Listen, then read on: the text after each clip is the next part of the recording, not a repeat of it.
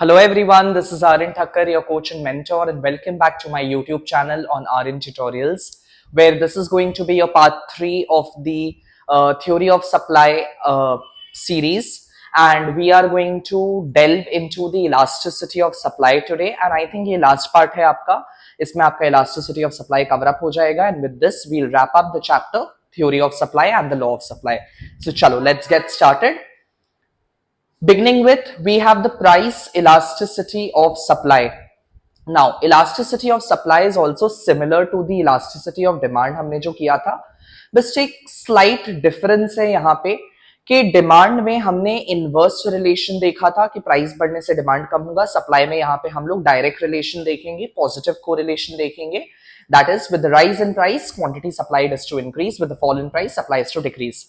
So, talking about elasticity, अगर आपने मेरा इलास्टिसिटी ऑफ डिमांड वाला वीडियो नहीं देखा है तो प्लीज उसको जाके देखिए ताकि आपका कॉन्सेप्ट क्लियर हो जाए. And then you watch theory of supply का part 1, part 2 and then come back to this part 3 video to cover up your elasticity of supply. ठीक है. Now elasticity मैंने अपने डिमांड के वीडियो में आपको बताया भी था कि elasticity का मतलब होता है रिस्पॉन्स, कि अगर प्राइस इनकम या price of related good change हुआ तो डिमांड कितने प्रपोर्शन से चेंज होगा. So elasticity of demand used to measure the degree of responsiveness, जहां डिग्री का मतलब होता है प्रपोर्शन एंड रिस्पॉन्सिवनेस का मतलब होता है change. Same keyword is to be used for your elasticity of supply, where even supply is to measure, elasticity of supply is to measure the degree of responsiveness of the change in quantity supplied. वहां था demand, यहां हो जाएगा quantity supplied due to change in price of the commodity. So देखिए क्या keyword लिखा हुआ है. Price elasticity of supply measures the degree of responsiveness, that will be your keyword. The degree of responsiveness, degree का मतलब हो गया proportion and responsiveness का मतलब हो गया चेंज. ठीक है. सो कितने प्रपोर्शन से सप्लाई चेंज होगा अगर उसका प्राइस चेंज होता है. So degree of responsiveness of the change in quantity supplied to a change in the price of the commodity. It illustrates, elasticity of supply illustrates how responsive the quantity supplied for a commodity is to be to the change in its price. It shows the sensitivity of supply, कि क्या producers price sensitive है या नहीं है. ठीक है. Now जैसे हमने डिमांड में किया था percentage method for calculating the elasticity of demand, वैसे ही सप्लाई में भी है आपका percentage method for calculating the elasticity of supply. सब कुछ सेम है, कुछ अलग नहीं है. Where in order to calculate the elasticity from percentage method we consider the ratio of percentage change in quantity supplied by percentage change in price. So देखिए यहां लिखा भी है, through percentage method we can calculate the elasticity of supply as the percentage change in quantity supplied by percentage change in price. and जब भी हमें percentage change निकालना हो तो उसको हम लोग निकालते हैं as change by original into 100 करके. ठीक है. change by original into 100. इसीलिए percentage change in quantity supplied को break down किया जा सकता है इस part में. That percentage change in quantity supplied will be change in quantity by original quantity into 100 whole divided by, अब similarly percentage change in price को भी break down किया जा सकता है as change in price by original price into 100. जहां 100 cancel तो फिर आपका बचेगा change in quantity by original quantity. ये equal to नहीं होगा, ये into होगा. ठीक है. into price by change in price. Got it? I hope that is clear. तो सब कुछ सेम है, कुछ भी अलग नहीं है. चलिए डिग्रीज के बारे में बात कर लेते हैं. Degrees of price elasticity of supply. हमने डिमांड में किया था ना कि 5 डिग्रीज होते हैं इलास्टिसिटी ऑफ डिमांड के, वैसे ही सप्लाई में भी 5 डिग्रीज होगा. Degrees of elasticity of supply. Now degree को मैं 2 बड़े कैटेगरी में डिवाइड करूंगा कि आइदर हमारा क्वांटिटी सप्लाइड का जो रिस्पॉन्स होगा वो या तो इलास्टिक होगा, इधर it will be elastic supply और it will be inelastic supply. Elastic का मतलब हो गया चेंज, या आप सेंसिटिव भी बोल सकते हो कि प्रोड्यूसर्स प्राइस सेंसिटिव है. एंड इन इलास्टिक का मतलब हो गया अनचेंज्ड. या आप बोल सकते हो कि प्रोड्यूसर्स इनसेंसिटिव है towards the change in price, ठीक है, they are not sensitive to the change in price. Now इस इलास्टिक को ब्रेक डाउन किया जा सकता है दो टाइप में, दो कैटेगरी में, कि या तो प्रोड्यूसर्स का सप्लाई परफेक्टली इलास्टिक है या तो फिर relatively elastic है। सिमिलरली इन इलास्टिक सप्लाई के लिए भी आप बोल सकते हो कि या तो परफेक्टली इन इलास्टिक है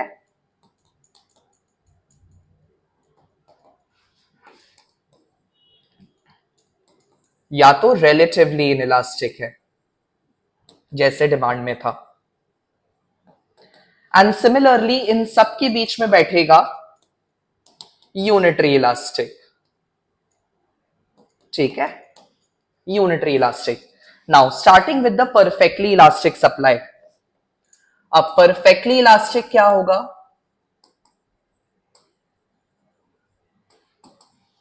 परफेक्टली का मीनिंग मैंने आपको बताया था डिमांड में, परफेक्टली मींस कंप्लीटली, यानी पूरा पूरी, and elastic means change, right, पूरा पूरी चेंज। किसका पूरा पूरी चेंज? सप्लाई का पूरा पूरी change in response to price. So इसके लिए आप बोलोगे that when percentage change in quantity supplied responds. Now इस कंप्लीट चेंज का कोई कंप्लीटनेस, कोई कोई लिमिट हो सकता है क्या? The answer is no. So इसीलिए percentage change in quantity supplied will respond infinitely, ठीक है, infinitely to percentage change in price. तब हम लोग बोलेगा दैट इट इज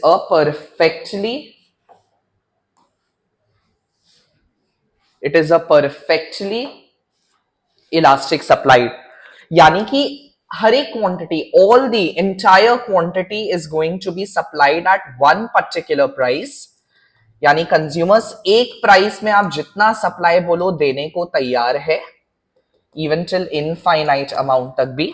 बट अगर आपने प्राइस थोड़ा भी कम कर दिया, if price goes down by a little bit of the proportion, producers will not supply at all.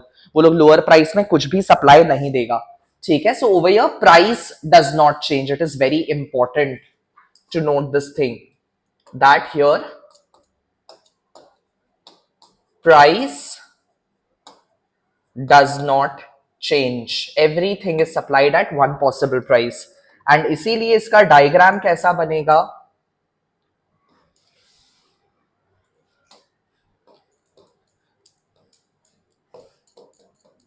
here's your quantity, here's your price, at 10 rupees 1 unit, 2 unit, 3 unit, 4 unit, 5 unit।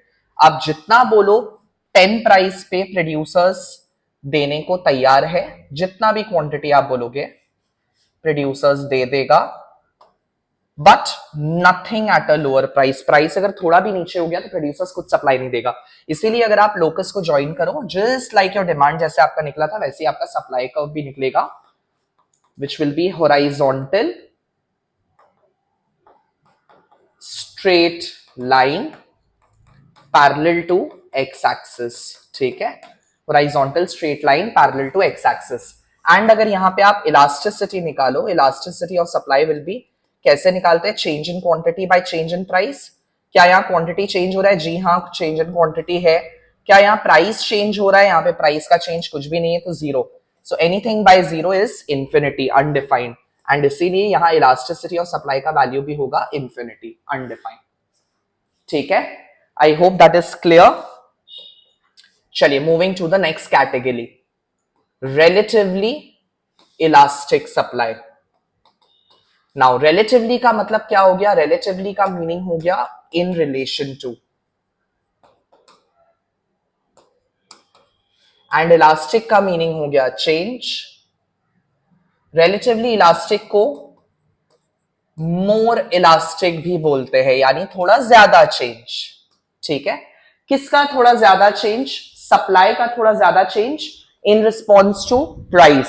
सो इसके लिए आप बोलोगे that when percentage change in quantity supplied is greater than percentage change in price, यानी थोड़ा सा भी अगर price change हो तो सप्लाई बहुत ज्यादा चेंज हो जाएगा, उसको हम लोग बोलेंगे रिलेटिवली इलास्टिक सप्लाई. ठीक है, that will be regarded as your relatively elastic supply when the percentage change in quantity is greater than percentage change in price. मतलब कि कुछ ऐसा सिनारियो कि आप मान लीजिए प्राइस है, प्राइस चेंज हो रहा है 4 to 6 and quantity supplied change हो रहा है 2 to 10. ठीक है, सो यहां पे चेंज इन क्वांटिटी कितना है, change in quantity is by 8 units and यहां चेंज इन प्राइस कितना है, change in price is by 2 unit. तो अगर इधर आप इलास्टिसिटी निकालो which is change in quantity by change in price, तो कितना आ जाएगा 8/2 which is coming to 4. So over here your elasticity will be greater than 1. Unitary से ज्यादा होगा. So जब भी elasticity का value is greater than 1, you'll say that the proportionate change in quantity supplied is greater than the proportionate change in price. ठीक है, that is relatively elastic. आइए इसको भी हम लोग प्लॉट करते हैं डायग्राम में. Always remember to label your diagram. Y axis origin, x axis यहां आ जाएगा आपका क्वांटिटी, यहां आ जाएगा आपका प्राइस. 2, 4, 6, 8, 10, 2, 4, 6, 8, 10. ठीक है, स्टार्ट करते हैं इनिशियल के साथ. Initial price is 4 units and the quantity supplied is 2 units. ठीक है, when the initial price is 4 unit, quantity supplied is 2 unit, and when the price increases to 10 unit, sorry not 10 unit, 6 unit, when the price increases to 6 unit, your quantity supplied is increasing to 10 units. Okay, it is increasing to 10 units, 6 by 10. Now if you join this curve, if you join the locus ये वाला and ये वाला part को, तो आपको देखने मिलेगा कुछ इस टाइप का कर्व, राइट, कुछ ऐसा कर्व. एंड इसको अगर आप एक्सटेंड कर दो इस कर्व को, तो you will get to see कि ये एक्स एक्सिस सॉरी ये वाई एक्सिस को आके इंटरसेप्ट करता है, टच करता है. So any curve that intercepts Y axis, फिर इट डजंट मैटर कि इट इज लाइक दिस और लाइक दिस. अगर वो वाई एक्सिस को इंटरसेप्ट कर रहा है, you can conclude that over here your elasticity of supply is greater than 1, so it is relatively elastic. कि यहाँ प्राइस का चेंज कम होगा in comparison to change in quantity. ठीक है, it will be relatively elastic supply. I hope clear. So it will be y intercept. ठीक है, it will be y intercept. This is your relatively elastic. I hope that is clear. चलिए moving to the next one, unitary elastic. Now unit का मतलब क्या होता है mathematically, unit का मतलब होता है 1, एंड 1 का वैल्यू कब आता है, अगर न्यूमरेटर बाय डिनोमिनेटर करे, जहां numerator is equal to denominator तो वैल्यू इक्वल टू 1 आता है, right. So 1 would imply equal या इक्वालिटी. ठीक है, 1 will imply equality. So unitary elastic क्या बोलेगा, that when percentage change in quantity supplied is equal to percentage change in price, कि price के रिस्पॉन्स में सप्लाई दोनों इक्वल प्रपोर्शन से चेंज हो रहा है, दोनों इक्वल प्रपोर्शन से चेंज हो रहा है, उसको यूनिटरी इलास्टिक सप्लाई बोलेंगे.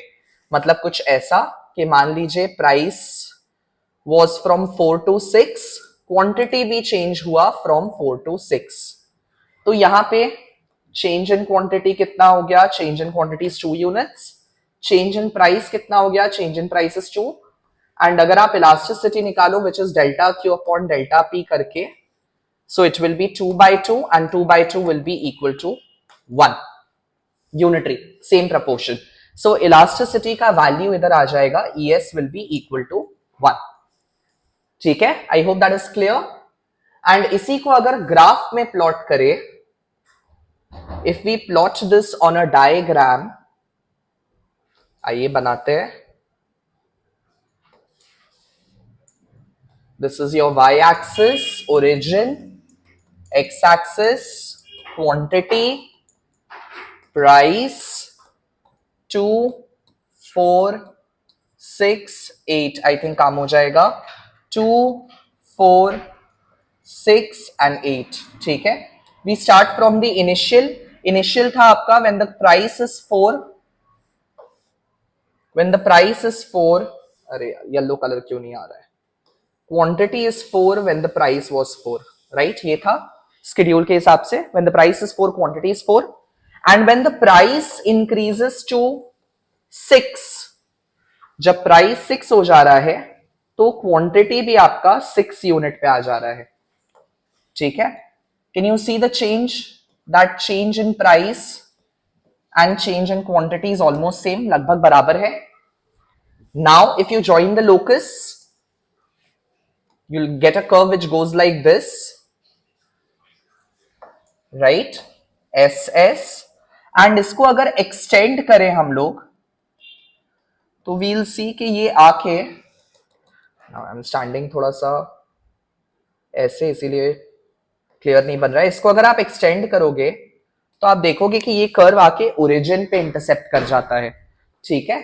So this curve is origin intercept. And origin intercept का मैथमेटिकल इंप्लीकेशन क्या हो गया? ये क्वाड्रेंट आपका 90 डिग्री एंगल पे है एंड उसको अगर ओरिजिन से हमने बाइसेक्ट किया तो वो 45 डिग्री ईच में डिवाइड हो जा रहा है. And you all know that tan 45 degree का value is equal to 1, right? tan 45 degree is equal to 1. इसीलिए योर इलास्टिसिटी ऑफ सप्लाई का value is equal to 1. Origin intercept. So any supply curve that will pass through origin, now it doesn't matter कि वो कैसे pass through कर रहा है, like this or like this. अगर वो origin पे आके intercept कर रहा है, then उसका elasticity का value has to be equal to 1. I hope that is clear. चलो, moving to the next point. That is perfectly inelastic supply. ठीक है. नाउ परफेक्टली का मीनिंग आपको क्या बताया? कंप्लीटली, पूरा पूरी, right? Perfectly means completely. And inelastic मतलब क्या होगा? अनचेंज्ड. सो कौन अनचेंज रहेगा? क्वांटिटी सप्लाइड अनचेंज रहेगा. कब अनचेंज रहेगा? Irrespective of change in price. So यहां के लिए आप बोलोगे that when percentage change in quantity supplied does not respond to percentage change in price. ठीक है. percentage change in quantity supplied does not respond ही नहीं कर रहा है. so no matter what the price is, supply constant रहेगा, supply change नहीं होगा. यानी कि कुछ ऐसा कि मान लो आपका प्राइस है 10, 20, 30, 40. इसमें जो अपना क्वांटिटी सप्लाइड होगा it is 2, 2, 2 and 2. So supply does not change, supply remains unchanged. यहां चेंज इन सप्लाई कितना हो गया? 0. एंड चेंज इन प्राइस कितना हो गया? Change in price is by 10 units each. तो अगर आप इलास्टिसिटी निकालो which is change in quantity by change in price, it will come to 0 by 10 and 0 by anything is 0. So इसीलिए यहां elasticity का वैल्यू इज 0. ठीक है. एंड इसको अगर हम लोग प्लॉट करें डायग्राम में तो कैसा ग्राफ निकलेगा अपना? आइए बनाते हैं. We make our quadrant, y axis, origin, x axis, quantity and price. Price हो गया 10, 20, 30, 40, 1, 2. ठीक है. या क्वांटिटी सप्लाइड कैसा है? 10 पे 2 यूनिट्स, 20 पे 2 यूनिट्स, 30 पे भी 2 यूनिट्स, 40 पे भी 2 यूनिट. यानी कि सप्लाई चेंज नहीं हो रहा है. इसको अगर हम लोग ज्वाइन करेंगे we'll get a vertical straight line which is coming parallel to y axis. ठीक है. Here we get vertical straight line parallel to y-axis, depicting that quantity supplied does not change irrespective of change in price. And elasticity का supply का value is 0. Clear? Got it? चलिए, moving to the last one, which is your relatively inelastic supply. Now relatively का मतलब क्या हो गया, मैंने आपको बताया था ना, in relation to, and inelastic का मतलब हो गया unchanged. Now relatively inelastic supply को less elastic भी बोलते हैं हम लोग, ठीक है. It is also known by less elastic. Less elastic मतलब हो गया थोड़ा कम चेंज. किसका थोड़ा कम चेंज? सप्लाई का थोड़ा कम change. In response to what? In response to price. So यहां के लिए आप क्या बोलोगे? That when percentage change in quantity supplied is less than percentage change in price. कि even a large change in price, अगर बहुत ज्यादा प्राइस चेंज भी हो तो भी सप्लाई बहुत ज्यादा प्रपोर्शन से चेंज नहीं होगा, रिस्पॉन्ड नहीं करेगा. यानी कि कुछ ऐसा कि मान लीजिए प्राइस 2 से 10 हो गया and quantity supplied is just 4 to 6. ठीक है, 4 से 6 में चेंज हो रहा है. तो यहाँ पे चेंज इन क्वांटिटी कितना हो गया? Change in quantity is 2 units and change in price कितना हो गया? चेंज इन प्राइस हो गया 8 units. सो इलास्टिसिटी का वैल्यू क्या आ जाएगा? It will B change in quantity by change in price, which is coming to 2 by 8 unit, which is 1 by 4, and 1 by 4 is 0.25. So इधर elasticity का value क्या आ रहा है? It is coming to less than 1. 1 से कम. So whenever the elasticity का value is less than 1, you will say that it is relatively inelastic supply or less elastic supply. Graph का अगर बात कर ले, ग्राफ कैसा बनेगा इधर? y-axis origin, x-axis quantity, price will be 2, 4, 6, 8, 10. Quantity is 2, 4, 6, 8 and 10. ठीक है. When the price was 2, quantity was 4 unit, right? When the price is 2, quantity is 4 units, and when the price increases to 10 unit, 10 rupees, quantity is increasing to only 6 units, right? यही था हमारा schedule. Price was 2, quantity was 4 unit, and जब price increase हो जा रहा है to 10, can you see the change in price? Quantity सिर्फ 2 से change कर रहा है, change in quantity. Now अगर आप locus को join करो तो आपको ऐसा सप्लाई कर्व बनते हुए दिखेगा, right? You will get to see a supply curve which is like this. And इसको अगर एक्सटेंड किया जाए, सप्लाई को अगर एक्सटेंड किया जाए तो आप देखोगे कि ये एक्स एक्सिस को आके इंटरसेप्ट करता है, ठीक है? सो इट डजंट मैटर कि कर्व चाहे ऐसा है, ऐसा है या ऐसा है, अगर एक्स इंटरसेप्ट आ रहा है, अगर x इंटरसेप्ट आ रहा है तो you will conclude that elasticity is relatively inelastic. इसका वैल्यू इज लेस देन 1.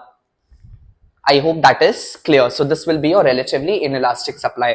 सो आइए एक समरी ग्राफ बना लेते हैं कंक्लूड करने के लिए कि आपने क्या क्या सीखा.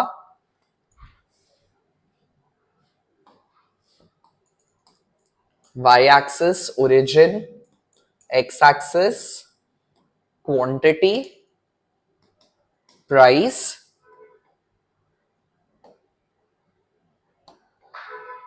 now any supply curve which is horizontal straight line parallel to x-axis will be will be perfectly elastic, equal to infinity. Any supply curve which is coming parallel to y-axis will be perfectly inelastic, so iska supply will be 0, elasticity will be 0. Any supply curve which is coming as an origin intercept, ठीक है, which is going at an origin intercept will be equal to 1, ES is equal to 1. any supply curve which comes to y-intercept, y-axis को intercept कर रहा है, that will be greater than 1, so relatively elastic. And any supply curve which is coming to x-intercept like this, it will be relatively inelastic, less than 1. ठीक है? So horizontal is perfectly elastic, vertical is perfectly inelastic, origin intercept is unitary elastic, y-intercept is relatively elastic, and x-intercept is relatively inelastic. I hope that is clear. चलिए, moving towards the last topic, that is हमारा geometric method, geometric या point method for calculating the elasticity of supply. Now under geometric method अगर हमें elasticity निकालना हो किसका, of a particular point, मान लीजिए आपको exactly इस point का elasticity जानना है, point S का, तो तब हम लोग इस मेथड को यूज करते हैं when we want to calculate elasticity of a particular point on the supply curve. ठीक है, particular point on the supply curve, then we use this method. यानी जो हमारे चेंजेस होते हैं वो बहुत छोटे होते हैं, यानी कि इनफाइनाइटली स्मॉल चेंजेस के केस में बहुत इनसिग्निफिकेंट चेंजेस है जिसको ट्रेस नहीं किया जा सकता है, उसके लिए हम लोग इस मेथड को यूज करते हैं. Now in order to calculate elasticity through the geometric method, what are the steps, ध्यान से समझिएगा इस स्टेप्स को. ठीक है,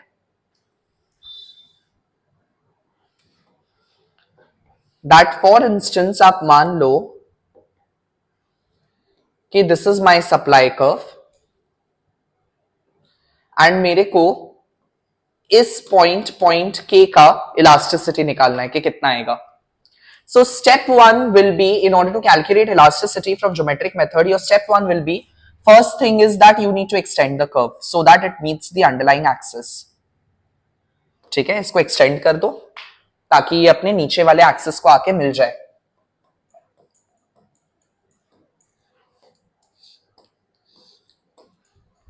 उसके बाद from the point where elasticity is to be measured, यानी कि पॉइंट के से पॉइंट के पे इलास्टिसिटी मेजर करना है, you drop a perpendicular from there, from where the elasticity is to be measured. इसका कुछ नाम रख लो ए एंड इसका नाम रख लो बी.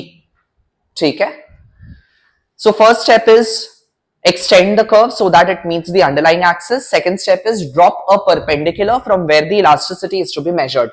Now geometric method से elasticity निकालने के लिए we are going to take the distance of both the intercept. We are going to take the distance of both the intercept by the total distance. यानी दोनों intercept का distance क्या हो गया, ए से B, A to B, and total distance क्या हो जाएगा, ओरिजिन से लेके बी तक. So your total distance will be O to B. And आपको याद है मैंने इलास्टिसिटी ऑफ डिमांड में आपको न्यूमरेटर बाय डिनोमिनेटर का कॉन्सेप्ट कराया था कि अगर हम लोग न्यूमरेटर बाय डिनोमिनेटर करें, जहां पे न्यूमरेटर का वैल्यू अगर छोटा आएगा डिनोमिनेटर से, तो बिना डेसिमल लगाए आंसर भी नहीं आ सकता है. सो इसीलिए उसका वैल्यू भी आएगा लेस देन 1. ठीक है, if numerator is less than denominator then the value has to be less than 1. तो यहां हम लोग क्या देखते हैं, यहां we'll write mathematically that since A B का डिस्टेंस इज छोटा देन ओ बी, न्यूमरेटर का वैल्यू इज छोटा than denominator, therefore we can conclude that elasticity will be less than 1, so it will be relatively inelastic supply. Relatively inelastic. Besides आप देखो, आपने सीखा है ना कि x इंटरसेप्ट पे हमारा रिलेटिवली इनइलास्टिक ही आता है, तो जब आप कर्व को एक्सटेंड कर रहे हो तभी तो देख रहे हो कि x इंटरसेप्ट आ रहा है, इसीलिए it is to be relatively inelastic. Now similarly हम लोग ऐसे और भी लीनियर कर्व्स के लिए निकाल सकते हैं. लाइक आप फॉर इंस्टेंस ले लो, मेरे को इलास्टिसिटी निकालना है से for this curve and elasticity निकालना है फॉर दिस कर्व. ठीक है, ये दो कर्व है, इसके लिए मेरे को इलास्टिसिटी डिराइव करना है. तो मैं कैसे निकाल सकता हूं, से फॉर इंस्टेंस एस एस के लिए निकालना है एंड S1 के लिए निकालना है elasticity. So what are the steps which is to be followed? सबसे पहला, you extend the curve so that it meets the underlying axis. Extend कर दिया. इसका नाम दे दो कुछ. Let's take A. And from the point जहां से elasticity निकालने का है, like for instance say point K, drop a perpendicular from there. So perpendicular dropped. इसका भी नाम दे दो B. अब इस पॉइंट पे हम लोग क्या देख रहे हैं? हम लोग इलास्टिसिटी लेंगे as distance of both the intercept which is A to B, AB, by the total distance which is again O to B, OB. और हम लोग देख पा रहे हैं दैट AB का distance is equal to OB का distance. AB is equal to OB. So numerator and denominator का वैल्यू जो है, डिस्टेंस जाएगा वो सेम आएगा. Therefore we can conclude that elasticity is equal to 1 and it is unitary elastic. Besides आप क्या देख रहे हो? जो आपका इंटरसेप्ट है वो किधर आ रहा है? ओरिजिन पे आ रहा है. एंड ओरिजिन इंटरसेप्ट आपका यूनिटरी इलास्टिक होता है, हमने किया है. सिमिलरली मान लीजिए आपको निकालना है इस पॉइंट का, से पॉइंट Q का इलास्टिसिटी निकालना है. तो again we start with the steps where extend the curve so that it meets the underlying axis. Extended, उसका कुछ नाम रख लो.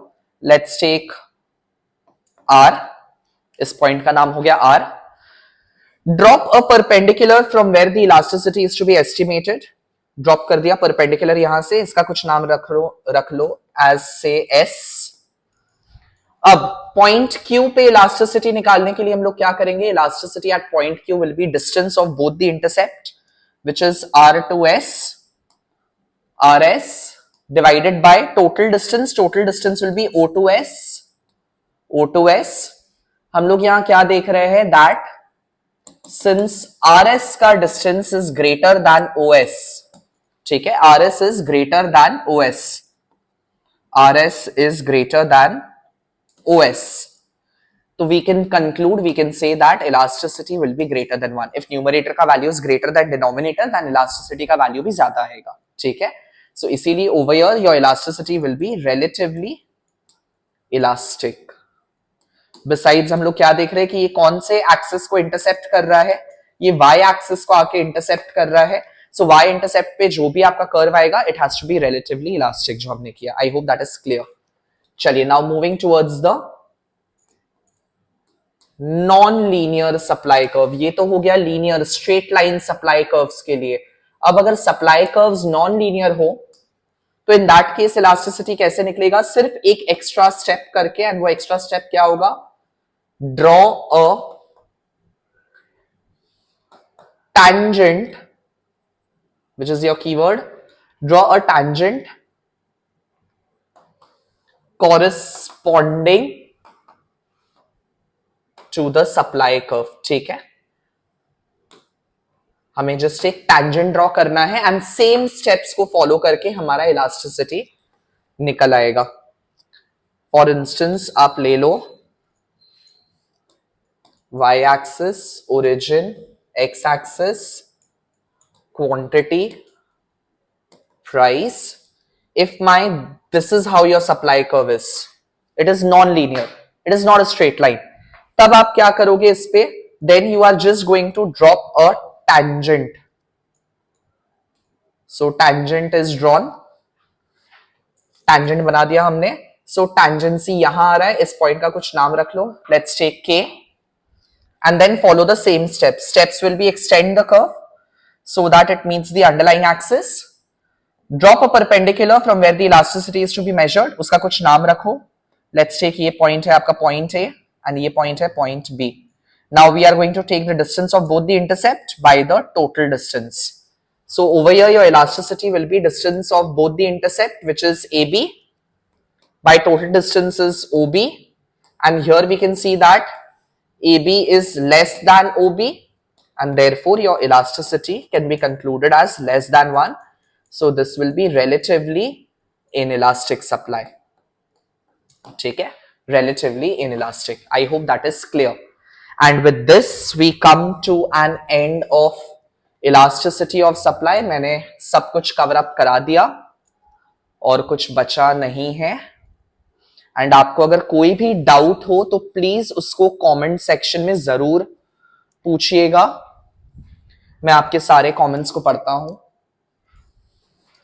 या सो हमने कर लिया परफेक्टली इलास्टिक सप्लाई क्या होता है, perfectly inelastic supply, unitary elastic supply, relatively elastic supply, relatively inelastic supply। Methods में हमने परसेंटेज मेथड देख लिया, ज्योमेट्रिक मेथड कर लिया, and I think here we are good to go. या that's all, this chapter is over. चलिए, so with this we come to an end of supply. Now please याद रखिएगा, यहां पे दिया हुआ है, लिखा हुआ है इनइलास्टिक सप्लाई। इनइलास्टिक सप्लाई का मतलब रिलेटिवली इनइलास्टिक ही होता है, ठीक है। Inelastic itself means relatively inelastic. आप उसको रिलेटिवली इनइलास्टिक बोल सकते हो या फिर लेस इलास्टिक भी बोल सकते हो, both means the same thing.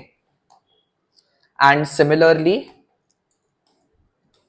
ये जो आप इलास्टिक सप्लाई देख रहे हो ग्रेटर देन 1, इसको आप इलास्टिक बोलो या मोर इलास्टिक बोलो या रिलेटिवली इलास्टिक बोलो, all three means the same thing, ठीक है। There is no difference in that. So with this we come to an end of the theory of supply series.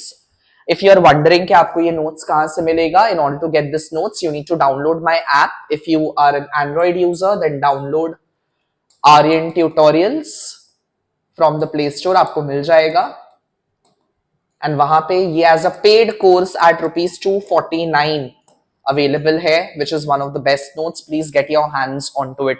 इसमें सब कुछ लिख दिया गया है कि कितना आपको लिख के आना है। Eco students they often wonder, वो लोग सोचते हैं कि कितना उन्हें लिखना है अपने आंसर में। यहाँ पे जितना दिया है आपको बस उतना ही लिख के आना है, आपको फुल मार्क्स मिल जाएगा। And if you are an iOS user then you need to download class plus app. Class plus को डाउनलोड करिए and then punch in my organization code which is PLYMMV।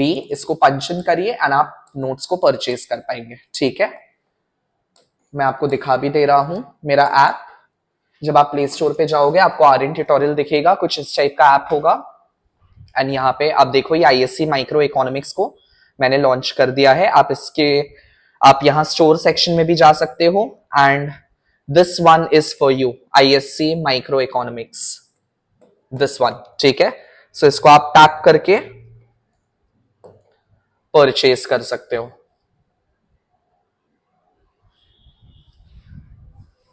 ठीक है। I don't know, something's wrong, it is acting up. So आप इसको purchase कर लो and you will be able to access the notes.